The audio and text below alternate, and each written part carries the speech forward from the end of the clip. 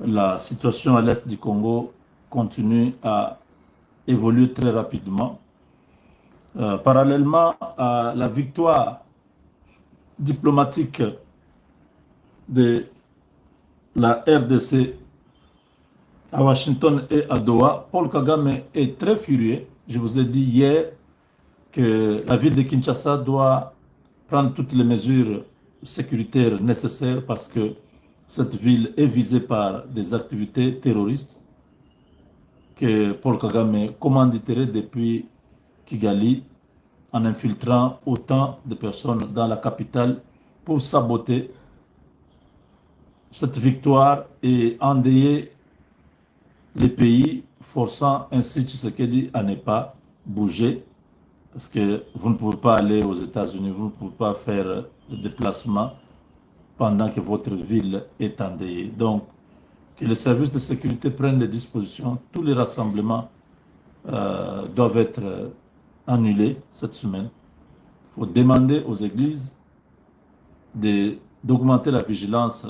Qui vient à l'église, qui a un sac, qui est allé vers les toilettes, qui a fait quoi. Il faut surveiller tout le monde, que tout le monde surveille tout le monde. Ce n'est pas faire peur aux gens, mais c'est faire preuve de la vigilance. Il faut être proactif. Certains comportements dans les transports en commun, vous voyez quelqu'un descendre du bus, abandonner un sac, il faut directement signaler. Il faut jeter peut-être ce sac-là, ou je ne sais pas quelles sont les mesures. Vous voyez quelqu'un, vous êtes assis, il vient, il dépose un sac, il part. Vous devez savoir pourquoi il a laissé le sac. Vous vous déplacez tous, vous vous éparpillez. Dans les stades, il faut interdire les matchs, les réunions de partis politiques. Tout ce qui est rassemblement de plus de 100 personnes, il faut demander que la ville puisse prendre des dispositions, que les agences de renseignement du pays puissent s'occuper vraiment de cette histoire, parce que vous voyez vous-même comment déjà l'état-major général de l'armée est infiltré, les gens achetés par l'extérieur. Vous imaginez maintenant dans les petits peuples ce qui peut arriver. Vous comprenez, les hôtels partout, les bars, les boîtes de nuit. Il faut vraiment prendre des dispositions. Si c'est une alerte, il ne faut pas négliger. Vous pouvez sauver des vies humaines. Au Congo, beaucoup d'endroits n'ont pas de caméras pour voir les activités de qui entre, qui sort, qui entre, qui sort. Les gens n'ont pas on n'est pas encore arrivé à ce niveau-là. Donc, ces gens peuvent profiter de cette défaillance technologique qui est encore euh, très criante chez nous pour opérer. Mais le Dieu que nous avons dans les cieux, c'est un Dieu qui protège le peuple. Nous prions aussi à Dieu de pouvoir veiller sur notre peuple, sur notre pays, notre capitale. Ceci est une annonce. Même l'ambassade des États-Unis a déconseillé à ses habitants, ses ressortissants plutôt, d'être vigilantes, d'être vigilants pour la région de Kinshasa. Ce sont des informations hein, qui circulent. Vous savez, nous, vous nous voyez comme ça, mais nous avons toujours de longs oreilles, de longs yeux et pas de longues bouches. Non, non. Si nous vous donnons ces informations, c'est pour que quelqu'un puisse faire passer cette information. De sortie inutile, ça ne sert à rien. Il faut observer, il faut vraiment rester concentré. Ce temps, c'est déjà presque la fin. L'ennemi est complètement fragilisé.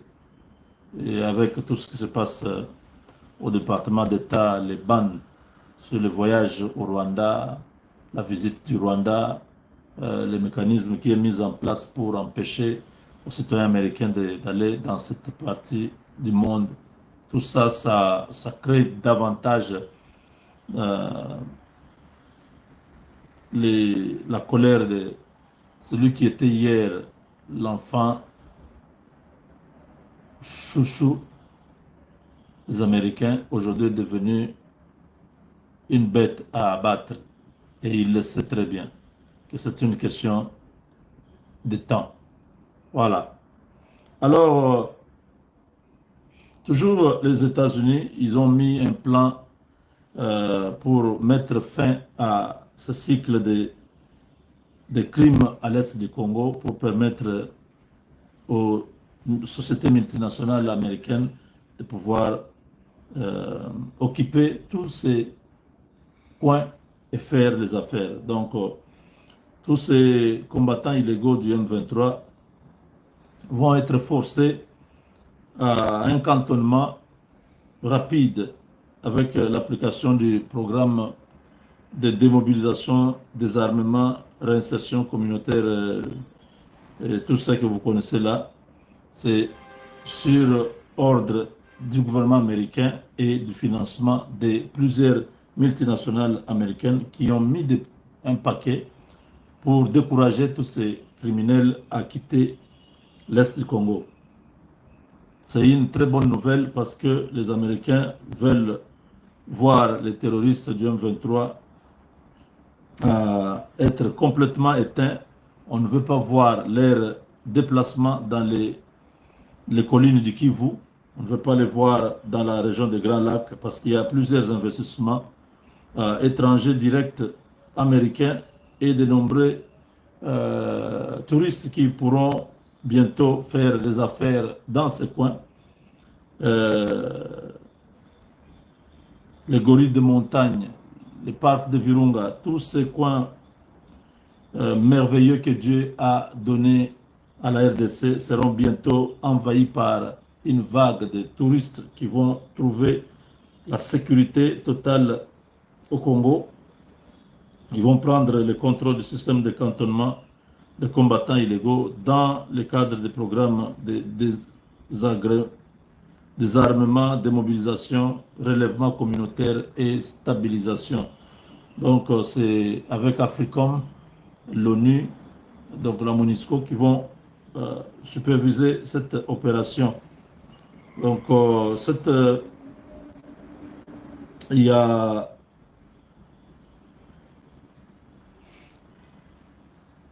donc le PDDRCS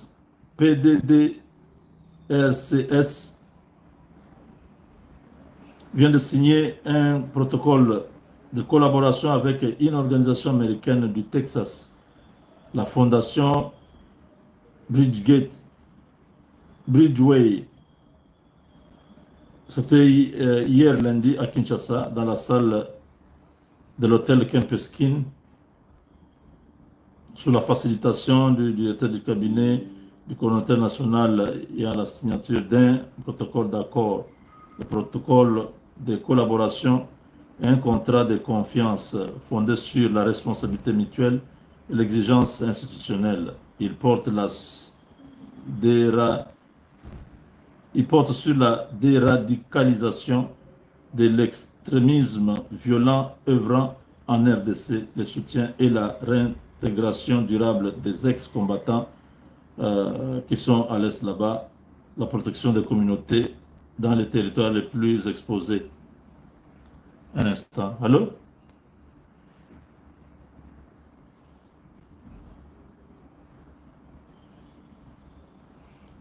Donc, dans le cadre du discours, le coordonnateur national du PDDRCS, le professeur Jean de Dieu Désiré Ntanga Ntita, a rappelé l'article 3 de l'ordonnance portant création et fonctionnement du programme. Donc, ce programme est l'unique structure à travers laquelle s'exécute la coordination, l'orientation générale, la supervision et l'exécution des actions de désarmement, de mobilisation, relèvement communautaire et stabilisation et reconstruction dans les zones d'accueil et ex-combattants. Donc, ce protocole a été, c'est trop long, il y a beaucoup à vous dire ici. Donc, la MONUSCO, tout le monde va travailler pour mettre fin à cette aventure de du Rwanda. Oui, allô? Oui,